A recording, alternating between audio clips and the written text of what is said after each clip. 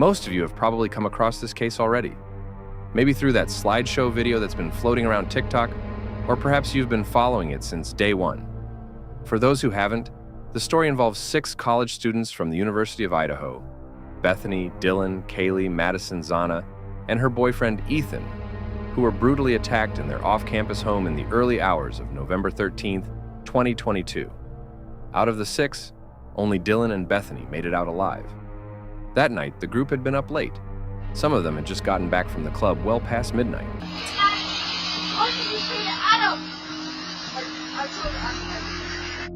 Zana even received a door delivery around 4 a.m., just minutes before the attack began. A digital analyst named Asget later created a 3D reconstruction of the house to show where everyone was at the time. In that video, you can see Zana and Ethan asleep on the left side of the middle floor, while Dylan's room sits on the right side of that same level. Up on the top floor, Kaylee and Madison were together on the right, with their dog's crate just across from them on the left. Meanwhile, Bethany's room was on the ground floor, down below on the left. At 4:09 a.m., an intruder slipped in through the sliding door on the middle floor and headed straight up to the top level. There, he brutally struck Kaylee and Madison with his knife while they were asleep. Downstairs, Dylan was woken by noises from above. She thought it had been Kaylee playing with her dog, so she opened her door, but saw nothing. Meanwhile, the killer went back down to Zana's room, where her boyfriend was still asleep, and Zana was awake, scrolling TikTok. He killed her boyfriend first, then turned on Zana.